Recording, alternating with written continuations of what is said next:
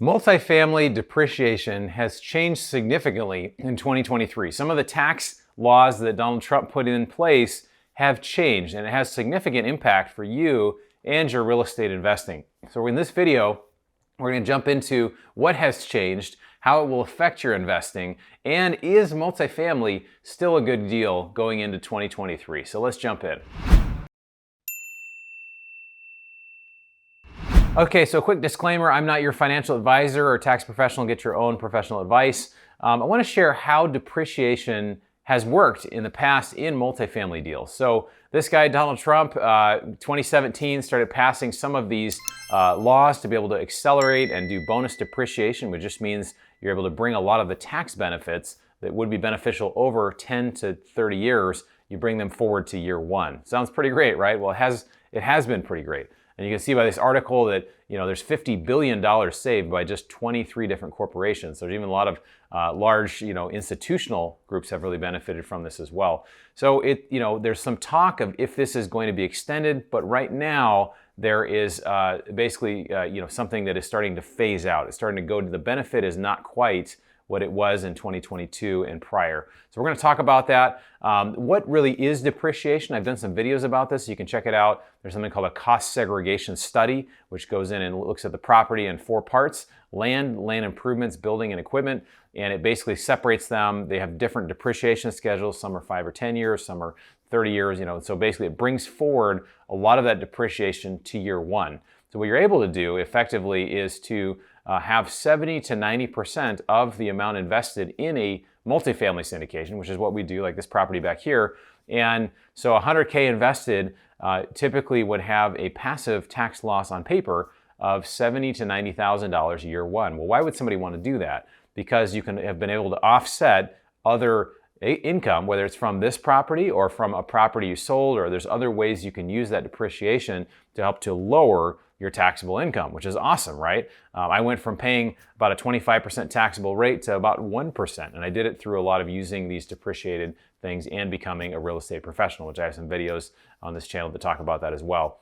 So what happens in this is basically you get this big passive tax loss, 70 to 90% typically year one, and then when you sell, typically 5 years later, whatever years you didn't use. So let's say that particular piece of depreciation was a 20 or 30 year, whatever that amount of depreciation was, whatever the years are that you did not use, you have to recapture. You almost have to pay back, right? And you're not necessarily paying back. It's just that you took the taxable benefit here. So if you don't have other depreciation to cover that, then you'd have to pay it back. So what has this led to, what this really led to, is a kind of a game of how much depreciation can you store up, right? If you can store up more and more and more, that these little sales and stuff, it doesn't really affect you quite the same way. So again, I know a couple of brothers that own a medical practice, and they use this to pay almost zero taxes on a $5 million sale. They found ways to be able to create it and do it, which is really, really awesome. So really the question is, what's changed in 2023? We're in 2023 now, and the law has changed. And what it's done is for 5 years, from 2017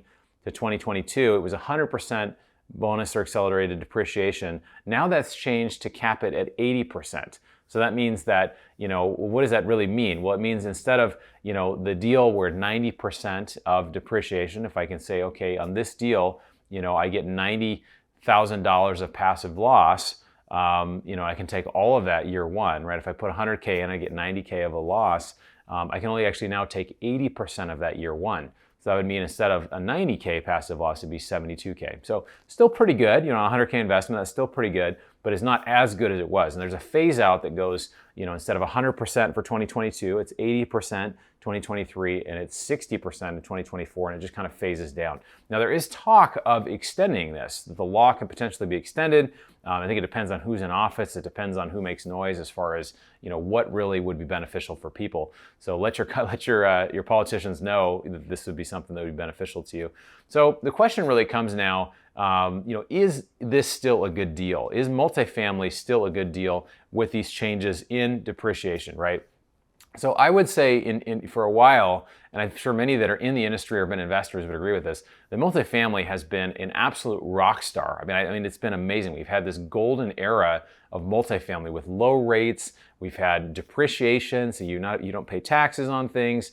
It's just been amazing. And we've watched just this incredible demand for apartments, which is still there. And so, it's been an incredible thing. It's changed a little bit.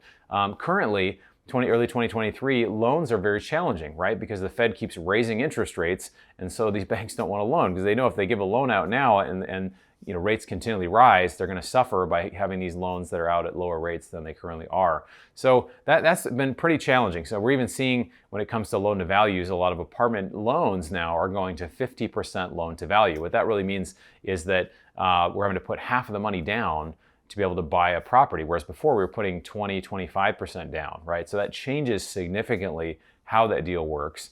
And then not only are we putting more money down, the interest rates are higher. So numbers, the numbers don't always pencil. I actually had Ken McElroy recently in an interview, and you can check his interview out, that basically he just said, pencils down, bro. Like we're not really, right now it's challenging to look at deals. He's still looking at deals, but some deals are just not penciling now. So it's important to really pay attention to that. But what is really going to happen? And I've talked a lot about this, about what I think is going to happen next, right? So the Fed, my friend Jeff Clark has said this, is that they have raised rates, obviously, but historically, once they start doing that first rate hike, it's the average is 5 months before they start cutting rates. And this is over the last 70 to 100 years. You can see it. You can see it's very consistent. The longest they've ever gone from the time of the first hike to the time of the first cut is 13 months. And the reason for that is typically a recession will happen or something, starts to happen that gets to be very difficult. So right now, we're getting close to a year. And so I really think within the next 3 to 6 months, at least of this video coming out, that there will be some sort of shift in course, and they'll say, we're not only not gonna tighten, we're gonna kind of just keep rates neutral. We're actually gonna start cutting rates a little bit, right? So, they'll raise rates to try to kind of cool things down, cool off inflation, cool down the economy. And if the economy cools down too much, they've got to lower rates to try to, help the economy as well. So what happens when that happens? Bloomberg came out with this article that said Americans currently have $5 trillion with a T, $5 trillion in savings. And the highest previously was 2020 when Americans had $1 trillion in savings. That was the highest we ever had. Well, then we have 5 times what the highest we've ever had in savings just in people's bank accounts or stock accounts.